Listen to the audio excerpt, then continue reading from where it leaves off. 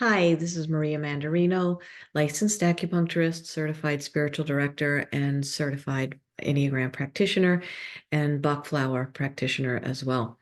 Today, I am going to speak briefly on fear and deceit and the wisdom of Enneagram 3 that each of the 9 types can learn from.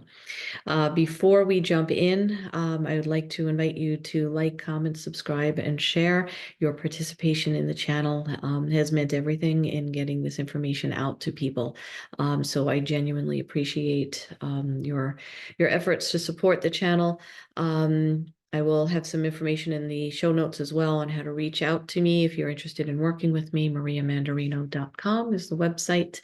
I also do have a Coffee account if you'd like to contribute to the channel. That link will be in the show notes as well.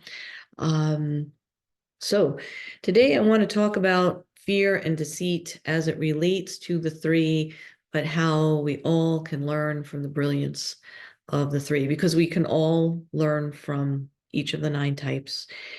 I encourage people to never get lost in their own type. I mean, you want to know your type, you want to use your type for self-development. And you want to know that information well. But knowing the other types, first of all, gives us great self-compassion.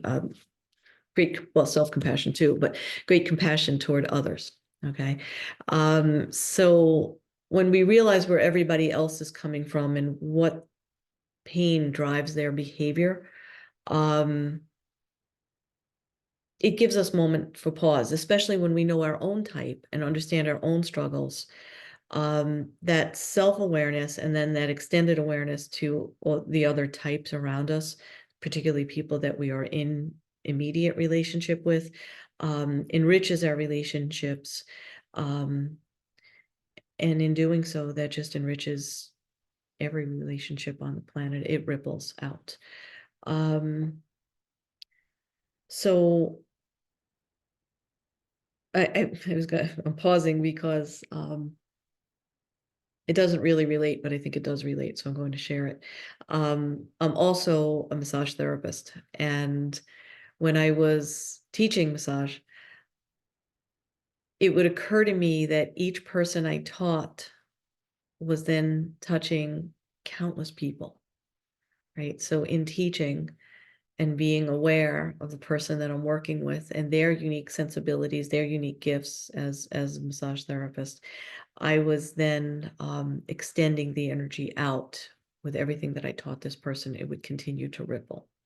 When I was no longer working with the person, no longer teaching them, when they were long gone and probably didn't even remember who I was, what I taught would ripple out. So I think the Enneagram works that way as well. When we're aware of our own and aware of the other 8 types that we may not have, we won't have access to all of them in our Enneagram, but having awareness of them is huge. So, and on a related topic, I'm also going to say, if you spend some time in an Enneagram type thinking that you are that type, and then you discover that 5 years later, it's like, oh my God, I'm not a 1, I'm actually a 5. None of that time is wasted. The time that you spend learning about the pain points of another type, um, it just enriches everything about you as a person. So what we can learn from the 3 kind of works that way. Okay, you don't have to have a 3 in your Enneagram. You don't have to be in the 3-6-9 triad. The lower side of the 3 is deceit. Their goal is to be loved, and they will do anything. They will put on any kind of a dog and pony show to be the person they think you want them to be in order to be loved. That's their goal. Okay. And my premise in this episode is that there are 9 ways to deceive others, and the big deception is deceive yourself. There are 9 ways that we can act like a 3, no matter what type we are. And that's going to be the focus of this episode.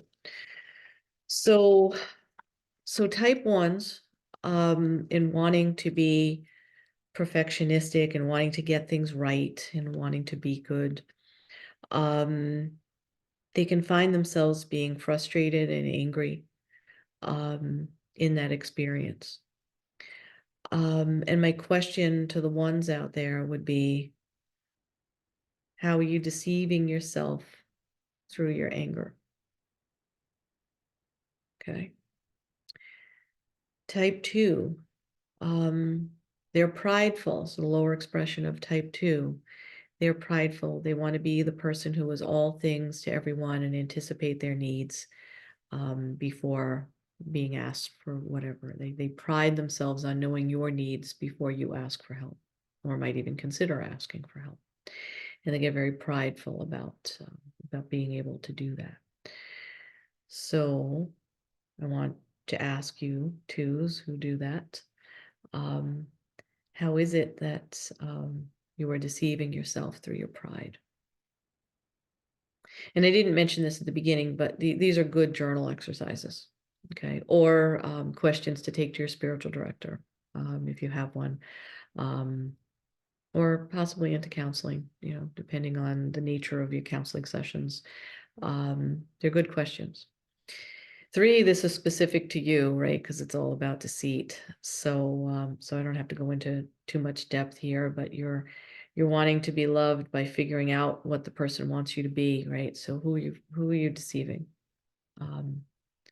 What are you achieving with your deceit as a 3?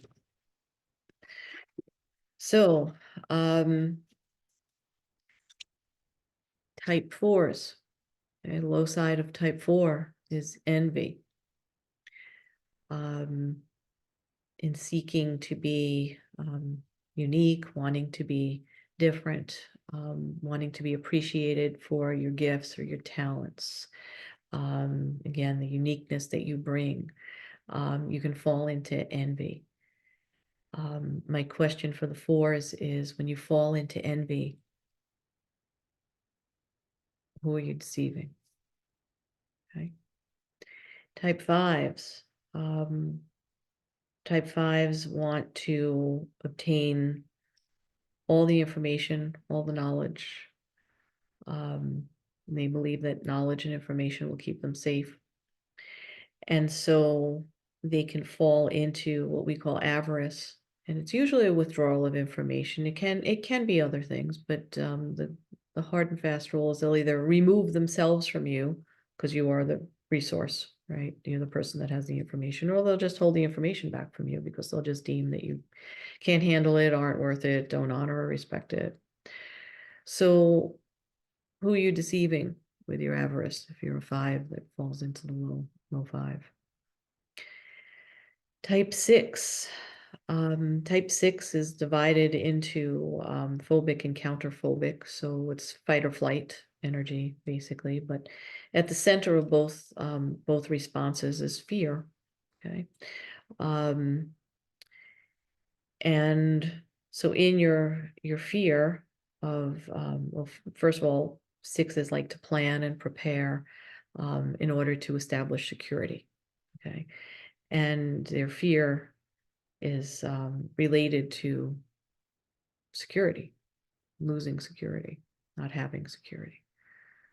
So how does that fear relate to deceit if you're a 6 that falls into fearful patterns? Type 7s. Type 7s seek to avoid painful feelings, emotions, situations. They don't like to do discomfort. They'd rather do fun. They'd rather explore and do adventurous things to avoid feeling pain. Sometimes they can take that to over-the-top behavior that we call gluttony or overconsumption. And when you fall into that as a 7, I want you to, when you take note of that, ask yourself, who am I deceiving? Who am I kidding? Type 8, they are all about not being vulnerable. They're all about protecting the underdog, making sure that they themselves are not going to be vulnerable to danger. In doing so, they can be a little over the top. We say in their lower expression, they are prone to lust, overconsumption. I shouldn't say overconsumption, that's more the 7, but excessive behavior, large behavior, loud behavior, extreme behavior. Okay. they kind of amplify anything that they're doing. Okay, so if you're an 8 and you're falling into that lower behavior of excessiveness, and it's coming from a place of fear around vulnerability, the question for you is, who am I deceiving? Type 9s who want peace at all costs. There are peacemakers, there are mediators. They like everything to be harmonious. They like everybody to get along. They're known for the saying, go along to get along, and they lose themselves in that. And they can check out. So in their lower expression, they're prone to what we call sloth or laziness. So if you're a 9 and you're falling asleep to yourself, and you're kind of checked out, and life is happening around you, and you're just kind of zoned out on the couch watching reruns of your favorite TV show or something like that. Okay. My question for you, the type 3 energy question for you is, who are you deceiving? Okay. So those would be the questions for each of the 9 types. And there's a grace to be learned from each of the types. I kind of have a soft spot for the 3s because I think deceit is